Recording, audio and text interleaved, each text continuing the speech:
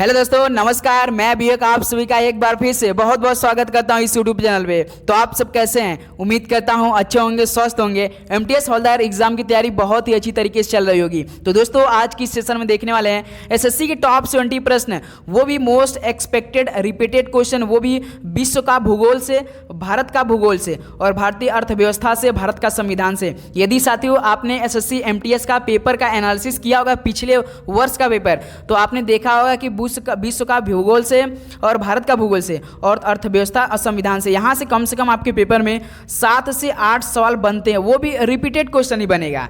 तो दोस्तों, आज की सेशन में हम लोग वही करने वाले हैं, वो भी सारा एसएससी द्वारा प्रश्न बनाया गया हुआ। तो दोस्त याद रखिए, आज की सेशन है मोस्ट प्रोबेबल और मोस्ट वेटेज वाला सवाल जो आपके पेपर में आता है ना, बिल्कुल वही करने वाले। यदि बाई चांस आपका यहाँ साथियों 70 में से मान लीजिए 55 या 65 प्रश्न सही हुआ, तो लास्ट में आते आते देखेंगे ना, आपका बिल्कुल फुल में से फुल बनने लगेगा। क्योंकि दोस्तों, इसमें जो हम प्रश्न लिए हैं और हम आपको इतनी आसान भाषा में बताऊंगा ना कि आपको पूरा का पूरा याद हो जाएगा। बस आपको ये क्लास में बने रहना, अच्छे से देख लेना है, क्योंकि एमटीएस में सिलेक्शन चाहिए, तो आपको एक भी क्वेश्चन को स्किप नहीं करना है। तो चलिए दोस्तों, इस सेशन को स्टार्ट करते हैं। आप सभी को पता होगा हम लोग का क्लास टाइमिंग क्या है, डेली का। एक भी दिन ऐसा नहीं होता है कि दोस्तों हम आपको क्लास प्रोवाइड ना करें, डेली का डेली प्रोवाइड करते हैं, बिल्कुल एक टाइम पर। जैसे सुबह 8 बजे, दोपहर के 12:30 बजे और शाम को 6:30 PM पे। तो चलिए दोस्तों, इसी के साथ इस सेशन को स्टार्ट करते हैं। तो देखते हैं आज सेशन का हम लोग का पहला प्रश्न क्या दिया है। किस ग्रह को लेटा हुआ ग्रह कहा जाता है? तो साथियों, लेटा हुआ ग्रह यानी किस ग्रह को बोला जाता है? तो अरुण ग्रह को बोला जाता है। तो पहले का हम लोग का बी ऑप्शन क्या हो जाएगा? बिल्कुल राइट ऑप्शन हो जाएंगे। चलिए अगला सवाल देखते हैं। क्वेश्चन नंबर 2 देखिए। क्षुद्र ग्रह यानी एस्टेरॉइड किन ग्रहों के मध्य पाए जाते हैं? तो क्षुद्र ग्रह साथियों जो एस्टेरॉइड होते हैं, ये मंगल और बृहस्पति के बीच पाए जाते हैं। तो डी ऑप्शन यहाँ से क्या आ जाएगा आपका? बिल्कुल राइट ऑप्शन हो जाएंगे। चलिए दोस्त, अगला सवाल देखते हैं। Question number 3। फोबोस और डीमोस किस ग्रह के 2 उपग्रह हैं? तो साथियों जो फोबोस और डीमोस होते हैं ना, ये आपके मंगल के 2 ग्रह होते हैं। तो ऑप्शन भी क्या हो जाएगा? बिल्कुल राइट ऑप्शन मंगल ग्रह है साथियों, इसे लाल ग्रह भी बोला जाता है। और ये जो फोबोस और डीमोस है ना, ये मंगल ग्रह के 2 उपग्रह हैं। चलिए अगला सवाल देखते हैं। Question number 4। थोड़ा सा साथियों स्पीड को बनाकर चलेंगे, क्योंकि 70 प्रश्न का इस समय हम लोग को टाइम का भी बचत करना है। देखिए, निम्नलिखित तिथियों में से किस दिन ग्रीष्म अयनांत होता है? तो साथियों किन तिथियों में किस दिन आपका ग्रीष्म अयनांत होता है? तो 21 जून को होता है। तो सी ऑप्शन क्या हो जाएगा? यहाँ से बिल्कुल राइट ऑप्शन हो जाएंगे। नेक्स्ट अगला सवाल देखते हैं। Question number 5। भारत में सबसे छोटा दिन कब होता है? तो साथियों 22 दिसंबर को होता है। भारत में जो सबसे छोटा दिन होता है मेरे भाई, वो 22 दिसंबर को ही होता है, याद रखिएगा। चलिए नेक्स्ट अगला सवाल देखते हैं। Question number 6। पृथ्वी की सूर्य से न्यूनतम दूरी कब होती है? तो साथियों पृथ्वी की सूर्य से जो न्यूनतम दूरी होती है वो 3 जनवरी को होती है। तो ऑप्शन बनेगा आपका सी, बिल्कुल राइट ऑप्शन हो जाएगा। दोस्तों, जो आपका एसएससी द्वारा बार बार सवाल रिपीट होता है, जिस टॉपिक से आज की सेशन में पूरा कवर करेंगे, आप सभी को पता होगा डेली हम लोग इस समय टॉपिक वाइज, वो भी कम से कम 7 से 8 टॉपिक जो आपका रिपीटेड है, वो सवाल आपको प्रोवाइड करें। देखिए 7 नंबर, 2 देशांतरों के मध्य की दूरी अधिकतम कहाँ पर होती है? तो साथियों जो 2 देशांतर के मध्य की दूरी होती है अधिकतम, वो आपकी होती है भूमध्य रेखा पे। ऑप्शन सी क्या हो जाएगा? यहाँ से बिल्कुल राइट ऑप्शन हो जाएंगे। चलिए अगला सवाल देखते हैं। Question number 8। पृथ्वी की भूपर्पटी यानी क्रस्ट पर सर्वाधिक मात्रा में कौन सा तत्व पाया जाता है? तो पृथ्वी की भूपर्पटी यानी क्रस्ट पर सर्वाधिक मात्रा में ऑक्सीजन तत्व पाया जाता है। ऑप्शन क्या हो जाएगा? बिल्कुल राइट ऑप्शन। यदि यहीं पर नाइट्रोजन रहता है तो काफ़ी मेरे भाई लोग नाइट्रोजन पर लॉक करके आगे बढ़ जाते हैं। तो चलिए दोस्त अगला सवाल देखते हैं। क्वेश्चन नंबर 9 देखिए। निम्नलिखित में से किसे प्राथमिक चट्टान भी कहा जाता है? तो साथियों प्राथमिक चट्टान यानी आपका आग्नेय चट्टान। ऑप्शन ए यहाँ से क्या हो जाएगा आपका? बिल्कुल राइट ऑप्शन हो जाएंगे। चलिए दोस्त अगला सवाल देखते हैं। Question number 10। माउंट एटना ज्वालामुखी किस द्वीप पर स्थित है? तो साथियों जो माउंट एटना ज्वालामुखी है, ये स्थित आपका सिलसिली द्वीप पर। तो डी ऑप्शन क्या हो जाएगा यहाँ से आपका? बिल्कुल राइट ऑप्शन हो जाएंगे। चलिए अगला सवाल देखते हैं साथी। क्वेश्चन नंबर आपका 11। अब देखिए यहाँ से 10 क्वेश्चन आपको अलग तरीके के मिलेंगे। हर 10 क्वेश्चन के बाद आपको अलग अलग टाइप के क्वेश्चन देखने को मिलेगा साथी। निम्नलिखित में से कौन सा सक्रिय ज्वालामुखी नहीं है? तो सक्रिय ज्वालामुखी देखिए आपका चिम्बेराजो नहीं है, चिम्बेराजो। ऑप्शन ए यहाँ से क्या हो जाएगा आपका? बिल्कुल राइट ऑप्शन हो जाएंगे।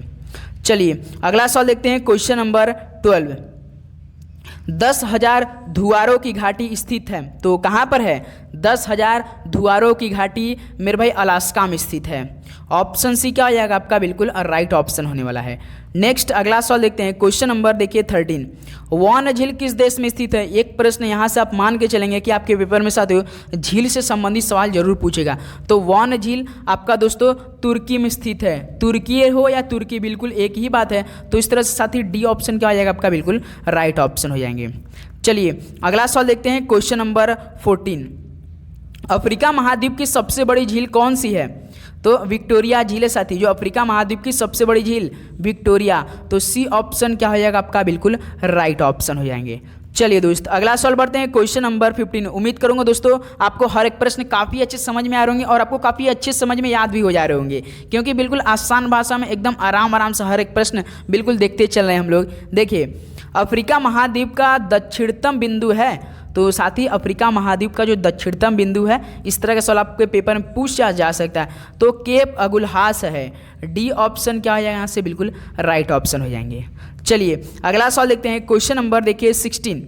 आपने दोस्तों कभी गौर किया है कि मेरे अंदर इतना कॉन्फिडेंस क्यों रहता है? क्योंकि दोस्त देखिए हम जब आपकी क्लास लेते हैं ना, मुझे पूरा विश्वास रहता है कि आपका इस बार एमटीएस में सिलेक्शन हो जाए, क्योंकि जिस तरह से हम लोग काफ़ी पिछले 2 से 3 महीने से लगातार एमटीएस के लिए क्लासें कर रहे हैं। ऐसा एक भी दिन नहीं मिस हुआ कि आपके लिए हम क्लास प्रोवाइड ना करें, आप लोग तैयारी ना करें। मुझे उम्मीद है कि आप लोग की तैयारी बहुत ही अच्छी हो रही होगी और काफ़ी दोस्तों की तो हो भी हो चुकी होगी, काफ़ी कुछ दोस्तों का भी बाकी, वो काफ़ी जी जान से दिन रात लगे होंगे। तो दोस्तों आपके वही जुनून के साथ इस बार एमटीएस में एक सिलेक्शन ले लेना है मेरे भाई। आप मुझे उम्मीद है कि सबका हो जाएगा इस बार, जितने तैयारी बिल्कुल दमदार तरीके से किए होंगे।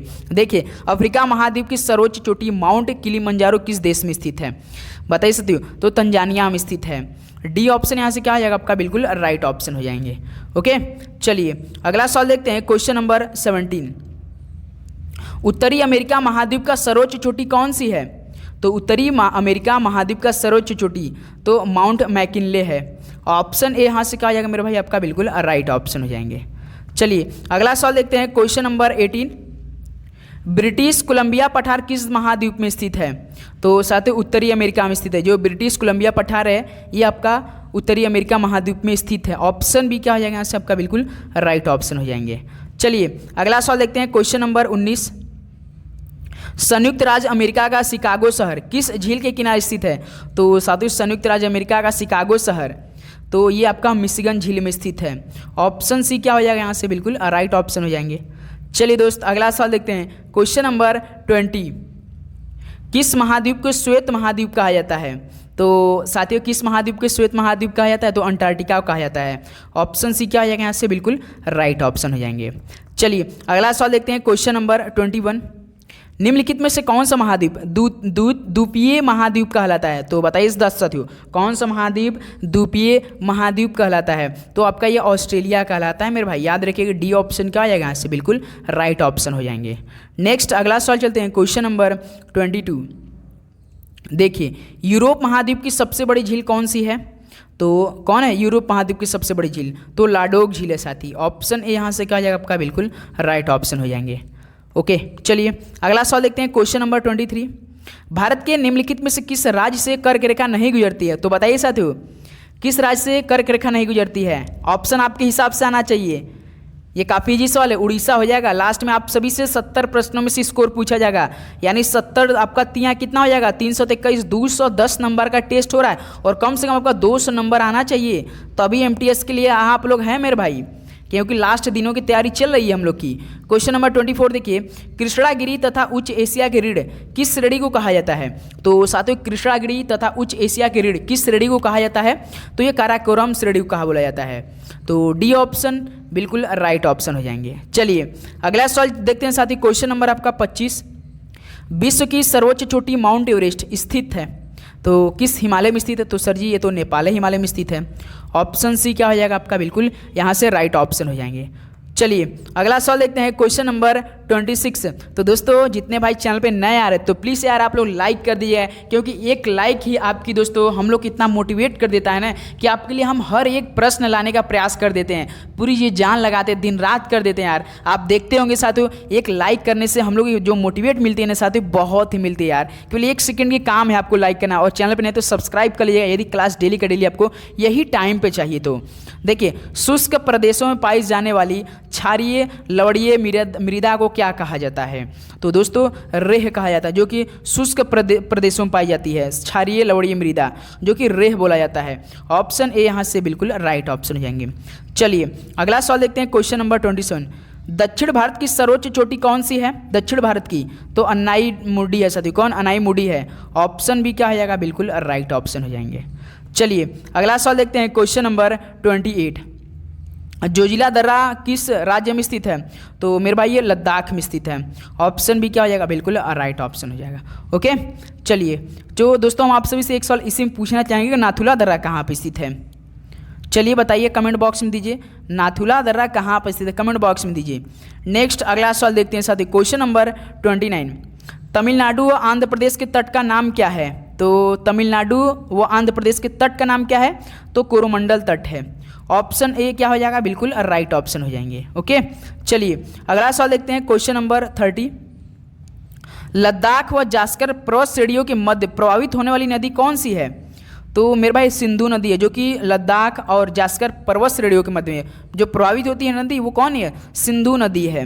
ऑप्शन ए बिल्कुल राइट ऑप्शन हो जाएंगे। चलिए अगला सवाल देखते हैं, क्वेश्चन नंबर 31। सिंधु नदी जल समझौता कब हुआ था? ये मोस्ट इंपॉर्टेंट सवाल है दोस्त।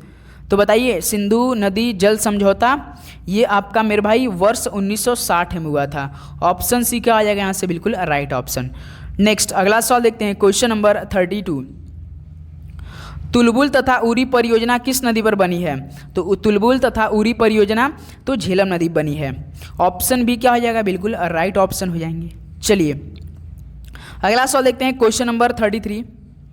दक्षिण भारत की सबसे बड़ी नदी कौन सी है? तो साथियों दक्षिण भारत की जो सबसे बड़ी नदी है वो गोदावरी नदी है। तो यहाँ से ऑप्शन बी क्या हो रहा है? बिल्कुल राइट ऑप्शन हो जाएंगे। चलिए अगला सवाल देखते हैं, क्वेश्चन नंबर 34। तीस्ता नदी का उद्गम किस राज्य से होता है? तो मेरे भाई तीस्ता नदी का उद्गम किस राज्य से होता है? बताइए, राइट ऑप्शन दीजिए। तो ये आपका सिक्किम राज्य से होता है। तो बी को हम लोग यहाँ से क्या कर सकते हैं? लॉक कर सकते हैं। बहुत अच्छा। चलिए नेक्स्ट अगला सवाल देखते हैं दोस्त, क्वेश्चन नंबर का आपका 35। निम्नलिखित झीलों में से कौन सी क्रेटर झील का उदाहरण है? तो साथियों जो क्रेटर झील है ना, इसका उदाहरण केवल एक ही होता है दोस्तों, जो कि लोनार झील है। याद रखिए, मोस्ट इंपॉर्टेंट सवाल है ये। लोनार झील जो कि क्रेटर झील का उदाहरण है साथी। सी ऑप्शन यहाँ से क्या हो जाएगा? बिल्कुल आपका राइट ऑप्शन हो जाएगा। चलिए अगला सवाल देखते हैं, क्वेश्चन नंबर 36। नाथपा झाकरी परियोजना किस नदी पर स्थित है? तो साथियों आज की सेशन में जितने भी प्रश्न कर रहे हैं ना भाई, जो एमटीएस का पहली बार एग्जाम दे रहा होगा या तैयारी किया होगा, बिल्कुल उसको तो हवा ही नहीं लग रहा होगा, ऐसा मेरा मानना है। क्योंकि दोस्तों एमटीएस के लिए अब तो आपको कुछ खास करके ही जाना पड़ेगा। इजी आया उड़ उड़ के सवाल करेंगे तो मज़ा नहीं आएगा साथी। तो केंद्रीय मृदा संरक्षण बोर्ड की स्थापना कब हुई थी? बताइए से। तो केंद्रीय मृदा संरक्षण बोर्ड की स्थापना कब हुई थी? तो साथी ये वर्ष 1935 में हुई थी। ऑप्शन ए यहाँ से क्या हो जाएगा आपका? बिल्कुल राइट ऑप्शन हो जाएंगे। चलिए अगला सवाल देखते हैं, क्वेश्चन नंबर 38। निम्नलिखित में से लवणीय व क्षारीय मृदा को क्या कहा जाता है? जस्ट हमने ये सवाल किया था साथियों। एक तो आपको देखिए ऑप्शन के हिसाब से आएंगे। यदि आपके पेपर में रेह रहे तो रे भी कहा जाता है, कलर भी बोला जाता है, उसर भी बोला जाता है। इसका मतलब उपयुक्त सभी हो जाएगा। ध्यान देंगे तीनों ऑप्शन है, क्योंकि अलग सवाल था, उसमें ऑप्शन के हिसाब से केवल रेह था, लेकिन इसमें देखिए कलर भी दिया, उसर, जो कि साथियों ये आपका लवणीय और क्षारीय मृदा भी बोला जाता है इसे। चलिए अगला सवाल देखते हैं, क्वेश्चन नंबर 39। ब्रिटिश भारत की प्रथम जनगणना के समय वायसराय कौन था? तो साथियों ब्रिटिश भारत की प्रथम जनगणना के समय वायसराय कौन था? तो दोस्त याद रखिए लॉर्ड मेयो था। ऑप्शन बी क्या हो जाएगा आपका? यहाँ से बिल्कुल राइट ऑप्शन हो जाएंगे। चलिए अगला सवाल देखते हैं, क्वेश्चन नंबर 40। भारत में आधुनिक सूती वस्त्र उद्योग की शुरुआत कब हुई थी? तो बताइए दोस्तों। तो 1818 ईस्वी में हुई थी मेरे भाई। तो सी ऑप्शन यहाँ से क्या हो जाएगा आपका? बिल्कुल राइट ऑप्शन हो जाएंगे। चलिए अगला सवाल देखते हैं, क्वेश्चन नंबर 41। उत्तर भारत का मैनचेस्टर किस शहर को कहा जाता है? तो बताइए साथियों, उत्तर भारत का मैनचेस्टर किस शहर को कहा जाता है? तो इसका राइट ऑप्शन कानपुर को कहा जाता है। सर जी बी को लॉक कर दिया जाए। ओके दोस्त, उम्मीद करूंगा ये जो स्पीड है साथियों ना, आपको स्पीड पसंद आ रही होगी मेरे भाई, क्योंकि जो हम लोग का वंदे भारत की एक्सप्रेस स्पीड चल रही है मैंने, वो जाके रुकेगी सीधी एमटीएस का जिस दिन एग्जाम होगा, जिस सेंटर पर गया होगा जितने भाई का, वहाँ जाके रुकेगी। और किसी भी शिफ्ट में होगी, या 9:30 बजे वाली या 12:30 बजे वाली, शाम को 3:30 बजे वाली, वही शिफ्ट जाकर रुकेगी और उस शिफ्ट को तोड़ मरोड़ कर एकदम सारा क्वेश्चन 90 प्रश्न को इधर उधर करके घर आ जाएगी। तो दोस्त बिल्कुल यही आपका जज्बा होना चाहिए। और एक बार इस बार एक एमटीएस में सिलेक्शन ले लीजिए और आप दिखा दीजिए कि आप भी कर सकते हैं। ऐसा नहीं कहने वालों को चुप करा दीजिए मेरे भाई। देखिए, प्रधानमंत्री ग्राम सड़क योजना PMGSY का प्रारंभ किस वर्ष है? तो साथी ये 2000 में है। तो यहाँ से देखिए डी ऑप्शन वर्ष 2000 आपका बिल्कुल राइट ऑप्शन। योजना आपका पेपर में एक सवाल पूछ लेता है। क्वेश्चन नंबर देखिए 43, द वेल्थ ऑफ नेशन नामक पुस्तक के लेखक कौन है? द वेल्थ ऑफ नेशन नामक पुस्तक के लेखक की यदि बात करें तो साथियों एडम स्मिथ है। तो बी ऑप्शन क्या हो जाएगा यहाँ से बिल्कुल राइट ऑप्शन हो जाएंगे। चलिए अगला सवाल देखते हैं। क्वेश्चन नंबर 44, भारत में नवीन आर्थिक सुधार किस वर्ष से आरंभ किया गया? तो बताइए साथियों, भारत में नवीन आर्थिक सुधार किस वर्ष आरंभ किया गया था? वर्ष 1991 में स्टार्ट किया गया था। बी ऑप्शन बिल्कुल राइट ऑप्शन हो जाएंगे। चलिए अगला सवाल देखते हैं। क्वेश्चन नंबर आपका 45, राष्ट्रीय आय की गणना हेतु वर्तमान में आधार वर्ष क्या है? बताइए साथियों। तो 2011-12 है, ये सभी को पता हो जो राष्ट्रीय आय की गणना हेतु वर्तमान में आधार वर्ष क्या है? तो साथियों 2011-12 है। नेक्स्ट अगला सवाल देखते हैं। क्वेश्चन नंबर 46, केंद्रीय सांख्यिकी कार्यकालय यानी CSO के प्रथम अध्यक्ष कौन थे? भाई साहब ये सवाल तो सोच रहे होंगे सर ये कहाँ सवाल आप ला दिए। PC महालनोबिस थे मेरे भाई, जो केंद्रीय सांख्यिकी कार्यकालय के प्रथम अध्यक्ष थे। ऑप्शन ए यहाँ से क्या हो जाएगा आपका बिल्कुल राइट ऑप्शन हो जाएंगे। नेक्स्ट अगला सवाल देखते हैं। Question number 47, head count ratio का संबंध किससे है? तो ये आपका निरपेक्ष साथियों गरीबी से। जो हेड काउंट रेशियो है ना, ये आपका निरपेक्ष गरीबी से मेरे भाई। इकोनॉमिक्स जो आपके पेपर में सबसे अधिक बैंक से सवाल पूछा जाएगा साथी, ये आप देख कर चलिएगा। चलिए अगला सवाल देखते हैं। क्वेश्चन नंबर 48, भारत में सर्वप्रथम बजट कब प्रस्तुत किया गया था? तो साथियों जो भारत में सर्वप्रथम बजट प्रस्तुत पेश किया गया था ये 1860 में किया गया था। तो बी ऑप्शन यहाँ से क्या हो जाएगा आपका बिल्कुल राइट ऑप्शन हो जाएंगे। चलिए अगला सवाल देखते हैं। क्वेश्चन नंबर 49, 1 रुपये के नोट पर किसके हस्ताक्षर होते हैं? तो साथियों 1 रुपये का जो नोट होता है इस पर वित्त सचिव का हस्ताक्षर होता है। तो सी ऑप्शन यहाँ से क्या हो जाएगा आपका बिल्कुल राइट ऑप्शन हो जाएंगे। चलिए अगला सवाल देखते हैं। क्वेश्चन नंबर 50, खुले बाजार की क्रियाएं केंद्रीय बैंक की किस नीति का भाग है? तो साथी मेरे खुले बाजार की क्रियाएं केंद्रीय बैंक की किस नीति का भाग है? तो ये मौद्रिक नीति का है। तो यहाँ से बी ऑप्शन क्या हो जाएगा बिल्कुल राइट ऑप्शन हो जाएंगे। चलिए मेरे भाई अगला सवाल देखते हैं। Question number 51, imperial bank of India को वर्तमान में किस बैंक के रूप में जाना जाता है? तो साथियों इंपीरियल बैंक ऑफ इंडिया को वर्तमान में किस बैंक के रूप में जाना जाता है बताइए? तो sir ji state bank of India को जाना जाता है। ऑप्शन ए क्या हो जाएगा? तो SBI आपका बिल्कुल राइट ऑप्शन हो जाएगा। ओके दोस्त, बहुत अच्छा। इस बार साथियों MTS में आप सभी को पता होगा जितने भाई पहली बार एग्जाम देने जा रहे हैं वो 2 सेशन उनको देखना पड़ेगा। उनको पहला सेशन मैथ प्लस रीजनिंग, दूसरा session GK plus English. Main आपका GK इंग्लिश रहेगा क्योंकि math reasoning 20 question, reasoning 20 question, total 40 question केवल क्वालिफाइंग करना रहता है इसमें। GK इंग्लिश जो कि मेरिट लिस्ट बनेगा 25 क्वेश्चन, इसमें 25 क्वेश्चन यानी 50, यानी आपका 50 थे 150 नंबर में से मेरिट लिस्ट बनेगा। मैथ रीजनिंग केवल क्वालिफाइंग, यदि आप लोग क्वालिफाइंग नहीं करेंगे ना आपका रिजल्ट भी नहीं आएगा। याद रखिएगा पेपर नहीं चेक होता है। क्षेत्रीय ग्रामीण बैंकों की स्थापना किस वर्ष में हुई थी? तो साथियों 1975 में हुई थी जो क्षेत्रीय ग्रामीण बैंक की स्थापना। ओके चलिए अगला सवाल देखते हैं। क्वेश्चन नंबर 53, रिजर्व बैंक का प्रधान कार्यालय कहाँ स्थित है? तो साथी रिजर्व बैंक का प्रधान कार्यालय ये मुंबई में स्थित है। बी ऑप्शन क्या आ जाएगा बिल्कुल राइट ऑप्शन हो जाएंगे। नेक्स्ट अगला सवाल देखते हैं। क्वेश्चन नंबर 54, फेमा किस वर्ष लागू हुआ? फेमा मेरे भाई ये 2000 में लागू हुआ। तो सी ऑप्शन यहाँ से क्या हो जाएगा आपका बिल्कुल राइट ऑप्शन हो जाएंगे। चलिए दोस्त अगला सवाल देखते हैं। क्वेश्चन नंबर 55, वर्तमान में विश्व व्यापार संगठन WTO में कुल सदस्य कितने हैं? तो 166 है। ये देखिए दोस्तों अब रीजनिंग के जितने भी सवाल बनेंगे ना आपका दिल गार्डन गार्डन हो जाएगा, देख लीजिएगा।